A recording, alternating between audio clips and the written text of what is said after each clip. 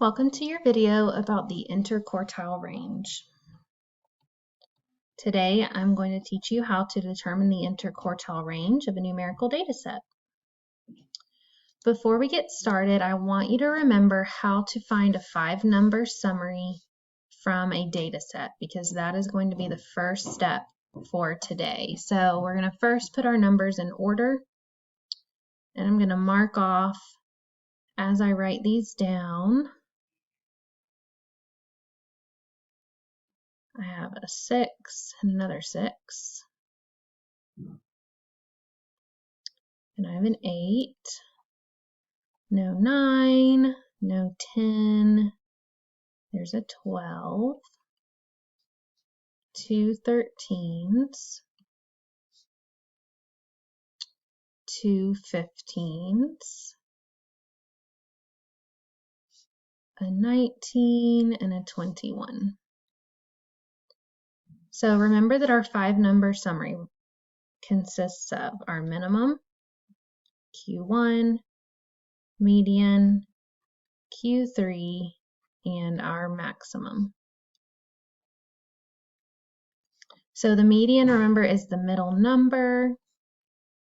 You can underline them or you can use your fingers to find the middle number, but I'm splitting my data in half. So I see that there are 6 values on either side of the middle. So I'm going to have to average 8 and 12. If you add that together, that's 20. Divide by 2, you get 10. So my median is 10. That separates my data into my lower half. 8's in the lower half, 12 is in the upper half. My minimum is my lowest number. Maximum is my highest number. Just a little side note, remember that the range is your highest minus your lowest. So that would be 20. That's not part of the 5-number summary, but just reminding you how to do that. And then remember that your Q1 is the middle of your lower half. So I have to find the median.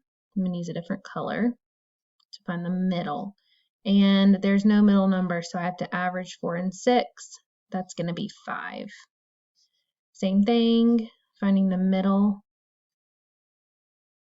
And lucky for us, the middle 2 numbers is the same, so it's just going to be that same number, which is 15. So there is my 5-number summary. So again, remember that the range tells you the difference between the lowest and the highest. The interquartile range is very similar. It tells you the range of your quartiles.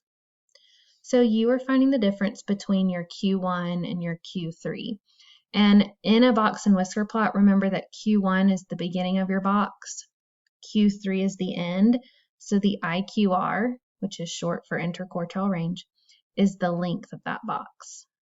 So for this example, Q3 is 22, Q1 is 16, you subtract them, and the IQR is 6. Okay, here are your steps. This would be good to write down in your notes.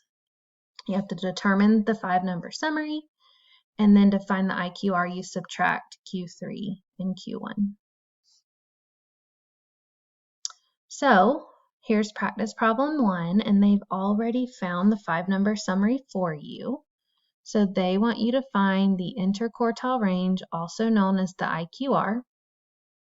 And remember, for this, you take your Q3 and you subtract your Q1. So for this one, 38 minus 34, my IQR is 4. And just like with range, the lower your IQR is, the closer your data values are together.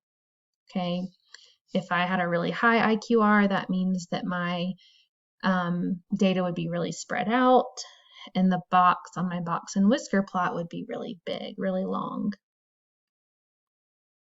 Okay, so for this one, we need to find our Q3 and our Q1. To do that, I'm going to set up my list to find my 5-number summary. And I'm going to do this just by counting the lowest from the highest. So when you're graphing, This would be the first point that I would graph. This would be the last. And so from here, we're going to go in that direction. So I'm going to be going up, and I'm going to be going down this way. And we're going to see what meets in the middle. I do know that my minimum is 1/2. My maximum is 4 1/2. So let's find our median. So there's my lowest and highest, next lowest, highest, lowest, highest, lowest, highest.